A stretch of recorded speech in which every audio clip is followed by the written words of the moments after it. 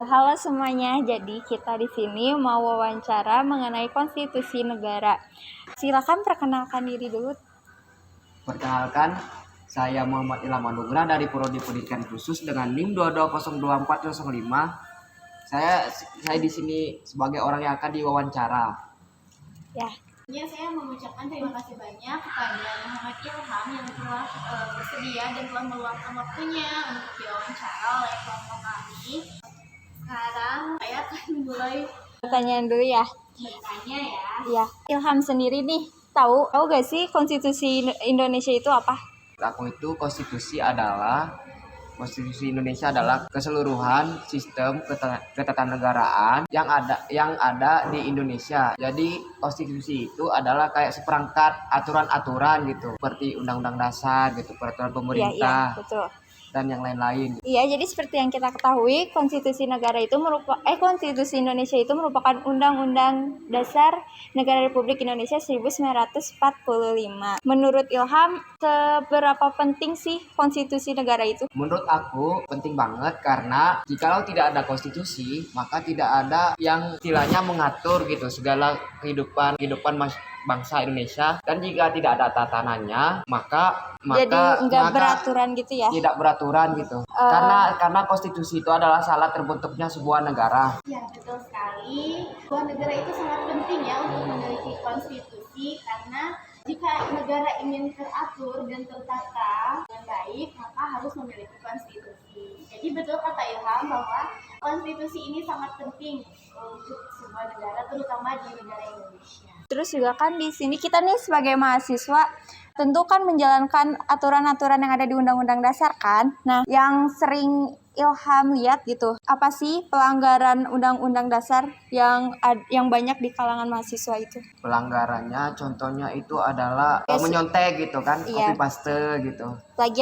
Plagiarisme gitu kan. Iya, betul. Terus kan datang terlambat juga itu kan salah satu kayak melanggar gitu kan. Iya. Melanggar aturan juga gitu kan. Nah, kalau menurut Ilham kan yang kayak gitu tuh banyak ya pelanggaran yang kayak gitu mahasiswa. Iya. Menurut Ilham, gimana cara menyikapinya gitu biar mencegah atau meminimalisir? Salah satunya adalah kita harus memberikan sanksi kepada orang yang melanggar. Karena dengan memberikan sanksi, maka orang tersebut akan mendapatkan efek jerah. Kalau misalnya orang terdekat gitu, misalnya orang terdekat, kerabat terdekat melakukan itu, kalau misalnya Ilham lebih baik ngasih tahu atau misalnya acuh tak acuh? Menurut aku ini harus dikasih tahu, karena kalau jika tidak dikasih tahu, maka mereka takutnya tidak akan sadar-sadar gitu apa kesalahan mereka gitu. Mau nanya nih, Ilham sendiri seberapa taat sih sama Undang-Undang Dasar ini? Sebenarnya sih menurut aku itu gak terlalu taat juga gitu ya. Kadang juga aku sering melanggar gitu, seperti datang telat gitu kan. Terus kadang-kadang pakai celana jeans gitu yang melanggar aturan di kampus gitu kan. Kalau jika nih banyak pelanggaran yang terjadi di Indonesia, nah apakah pelanggaran tersebut dapat mengganggu kedudukan UUD RI 1945? Menurut aku bisa mengganggu karena kan kayak gimana ya gitu, kayak istilahnya lebih tercoreng gitu kan. Istilahnya kan UUD itu kan adalah kayak benda suci gitu. Jikalau ada orang yang melanggar, maka yang benda suci itu istilahnya kayak tercoret-coret gitu kan. Tidak suci lagi gitu kan.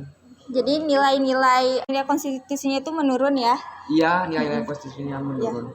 Kalau menurut Ilham, kenapa sih bisa banyak pelanggaran? Ini tuh salah di masyarakatnya atau aturan yang terlalu mengekang? Menurut aku, aturan yang mengekang juga bisa juga penyebabnya karena kan gini, orang-orang kan capek gitu dikekang terus ya. Jadi orang itu pengen melanggar gitu kan ya. Contohnya apa sih Undang-Undang Dasar yang mengekang, aturan yang mengekang? Contohnya mengekang kebebasan berekspresi gitu kan. Kebebasan berekspresi Dulu kan dibatasi pada zaman Orba kan dibatasi gitu kan. Mahasiswa itu hanya disuruh belajar aja gitu. Ada peraturannya dulu kan pada zaman Pak Soeharto gitu kan. Jadi para mahasiswa tersebut melanggar aturan yang telah ditetapkan oleh Pak Soeharto gitu pada zaman beliau gitu kan.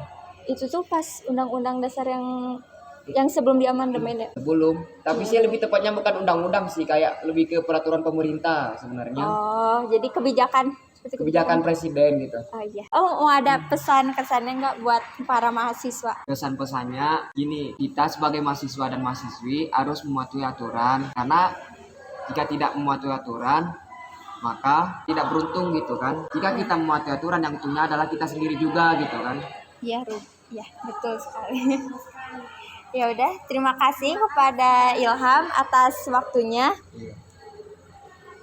Sama-sama. Ya udah, terima kasih. Wassalamualaikum warahmatullahi wabarakatuh. Waalaikumsalam warahmatullahi wabarakatuh. Halo semuanya, jadi di sini kita akan mewawancarai mengenai Konstitusi Indonesia. Boleh perkenalkan dulu?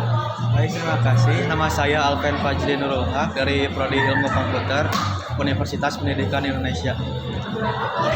Terima kasih atas waktunya udah mau diwawancara sama kita di sini. Kita mau nanya seputar Konstitusi Indonesia. Kakak tahu kan Konstitusi Indonesia itu apa? Ya, sebagai konstitusi Indonesia itu kayak hukum dasar negara gitu. Ya, betul. Terus kalau menurut kakak nih, seberapa penting sih Konstitusi Indonesia itu? Sangat penting karena kalau jika tidak ada konstitusi, maka Indonesia akan hancur dan pemerintah akan melakukan sewenang-wenang gitu, perintah yang sewenang-wenang kepada rakyatnya. Jadi yang semena-mena gitu ya. Kalau menurut kakak, di kalangan mahasiswa ini banyak terjadi pelanggaran konstitusi itu di bagian apa ya? Dalam mahasiswa gitu atau gimana? Ya, misalnya mahasiswa banyak melanggar UUD di mananya gitu. Jadi contoh pelanggaran konstitusi yang dilakukan oleh mahasiswa tepatnya itu tuh salah satu contohnya apa gitu menurut kakak? Seperti pelanggaran tata tertib di kampus aja gitu, kayak merokok atau plagiarisme dan lainnya. Terus kalau misalnya menurut kakak, kenapa sih gitu banyak yang ngelakuin itu? Kurang tahu ya, soalnya gimana sifat dari mahasiswa itu sendiri gitu. Oh, jadi kembali lagi gitu ya? Kembali lagi ke individu masing-masing kali ya. Nah, menurut kakak adakah solusi untuk mencegah terjadinya pelanggaran tersebut? Kayak yang seperti saya bilang tadi, dimulai dari sendiri gitu, dari diri sendiri gitu. Kalau mau memperbaiki negara ini, jangan melanggar gitu, ikutin apa yang ada di aturannya yang ada gitu. Ya, introspeksi diri dulu gitu ya. Terus aku mau nanya, seberapa taat sih kakak ke Undang-Undang Dasar? Alhamdulillah lumayan taat, soalnya gak pernah ngelakuin hal-hal di luar aturan UUD gitu. Terus juga kalau menurut kakak gitu, kalau misalnya ada kerabat terdekat yang melanggar, upaya kakak ngasih tahu apa udahlah biarin aja gitu? Ya, memberitahu dan menegurnya. Baik. Terus ada yang mau ditanyakan lagi? Atau mungkin terus ada pesan-pesan yang ingin disampaikan nggak untuk para mahasiswa supaya bisa mentaati konstitusi, terus juga supaya meminimalisir terjadinya pelanggaran. Buat para mahasiswa gitu ya, kan udah mahasiswa, udah lebih daripada siswa, jadi kalian harus sadar diri aja gitu, perbaiki negara ini dengan mengikuti aturan-aturan yang ada. Baik, terima kasih atas waktunya, maaf mengganggu. Jadi kita izin mewawancara tentang Konstitusi Indonesia. Boleh perkenalkan diri dulu? Izin memperkenalkan diri, nama saya Khalil Duansyah dari Pendidikan Ilmu Komputer B. Selanjutnya izin memperkenalkan diri, saya Jidan Anu Mutakin dari Pendidikan Ilmu Komputer. Perkenalkan, saya Muhammad Zidan Alfian dari Pendidikan Ilmu Komputer. Terima kasih kepada kakak-kakak yang bersedia untuk diwawancara dan terima kasih juga karena telah meluangkan waktunya. Sebelumnya saya izin bertanya ya, menurut kakak apa yang kakak ketahui mengenai konstitusi negara? Konstitusi Indonesia teh Undang-Undang Dasar 1945. Jadi konstitusi itu kayak hukum yang mengatur tata kelola pemerintahan Indonesia. Contohnya Undang-Undang Dasar 1945. Konstitusi itu peraturan untuk mengatur tata tertib masyarakat di Indonesia. Kita mau nanya, di kalangan mahasiswa ini nih banyak pelanggaran konstitusi atau undang-undang dasarnya tuh di aturan bagian apa ya? Bullying. Oh ya, bullying, iya. juga HAM ya, hak asasi manusia melanggar HAM karena di mahasiswa itu sering kali terjadi kasus perpeloncoan oleh senior gitu, jadi banyak senioritas, jadi banyak yang melanggar HAM. Dari kakak-kakak sendiri gimana sih cara mencegahnya? Cara mencegah supaya pelanggaran itu tuh tidak terjadi lagi gitu. Ya, atau meminimalisir? kepada diri kita sendiri. Untuk diri sendiri sama sekitar juga. Kalau untuk plagiarisme itu cara mencegahnya kan ada mata kuliah bahasa Indonesia. Ya. Nah di situ diajarkan bagaimana cara untuk mencegah plagiarisme dan juga ada penyuluhan dari dosennya itu sendiri tentang undang-undang bagaimana undang-undang plagiarisme itu sendiri. Jadi agar para mahasiswa itu paham betul mengenai plagiarisme sehingga tidak dilakukan. Jadi melakukan penyuluhan agar menambah wawasan gitu ya. Ya seperti itu. Kalau menurut kakak-kakak, pelanggaran ini tuh kenapa bisa banyak terjadi sih gitu? Kalau yang pelanggaran plagiarisme itu mungkin karena kebiasaan dari tingkat pendidikan yang sebelum-sebelumnya, dari SMA, SMP biasanya kan langsung copy paste dari Google ya. Iya. Jadi mental tersebut mungkin yang sudah tertanam saat sudah menjadi mahasiswa. Nah, jika banyak terjadi pelanggaran yang dilakukan, apakah akan mengganggu kedudukan UUD NRI 1945? Iya, jadi kayak mengancam nggak sih? Banyak akan mengancam nggak sih gitu kalau banyak pelanggaran tuh? Kalau untuk pelanggaran yang sering dilakukan, apakah mengancam kedudukan undang-undang?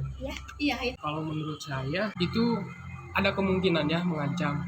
Karena apabila kita sebagai warga negara tidak bisa mentaati peraturan yang berlaku di Indonesia, maka peraturan tertinggi di Indonesia itu bisa saja terancam karena si peraturan itu tidak bisa membuat kita itu taat. Nah, oleh karena itu, maka perlu untuk ditegaskan lagi. Selain itu juga, dari diri kita sendirinya itu harus memiliki kesadaran. Jadi bisa dimulai juga dari diri kita sendiri. Oh iya, kita juga mau nanya, kakak-kakak ini seberapa taat sih sama Undang-Undang Dasar? Apa sudah 100% apa gimana? Kalau udah 100% mungkin belum kayaknya ya. Karena kan saya juga masih belum hafal sama semua pasal-pasal di Undang-Undang Dasar. Iya betul. Jadi belum pasti 100%. Tapi kalau untuk beberapa mungkin sudah taat. Seperti yang kan di Undang-Undang Dasar itu ada hak asasi manusia. Iya. Ya, yang tentang memilih agama. Iya. Ya. Jadi saya mungkin di situ sudah taat untuk memilih agama dan toleransi, tidak memaksakan kehendak. Terus juga walaupun kita itu tidak tahu undang-undang apa yang ada di dalamnya gitu, tetapi secara tidak langsung apabila kita menjalankan kehidupan sehari-hari itu sesuai dengan aturan yang misalkan berlaku biasa di masyarakat, itu juga bisa secara tidak langsung itu kita mentaati undang-undang tersebut. Tetapi untuk seberapa taatkah kita menjalankan undang-undang itu tentunya belum 100%, pasti ada sedikit pelanggaran-pelanggaran. Ya juga sama. Kalau untuk 100% belum tidak. Karena mungkin itu ketidaktahuan tentang undang-undang. Jadi kita tuh secara tidak langsung melakukan kegiatan yang ternyata kegiatan itu tuh emang melanggar gitu. Baik, terima kasih ya atas waktunya. Maaf mengganggu juga. Iya. Mungkin ada pesan-pesan yang ingin kakak sampaikan gitu, Para mahasiswa. Pesan-pesan untuk mahasiswa untuk dibaca lagi mungkin undang-undang dasarnya. Iya. Dihafal ya kalau bisa. Kalau bisa dihafal, terus dipahami juga satu persatu kalau bisa. Apalagi yang paling penting dan dekat dengan kehidupan sehari-hari. Mungkin itu perlu lebih ditekankan lagi. Terus kalau dari saya untuk mahasiswa, mungkin karena kita sebagai mahasiswa itu generasi penerus bangsa ya, ombak negara ada di tangan kita, maka oleh karena itu kita harus bisa seberusaha mungkin untuk mentaati aturan yang ada di Indonesia. Karena kalau bukan kita yang taat, siapa lagi? Terus kalau bukan kita yang menegaskan, siapa lagi? Dari saya untuk mahasiswa, kepalkan taati undang-undang karena kita adalah mahasiswa tingkat tertinggi dalam pendidikan. Mohon mahasiswa jangan membuat malu. Iya, betul. Ya udah, sekian sesi wawancara dari kami.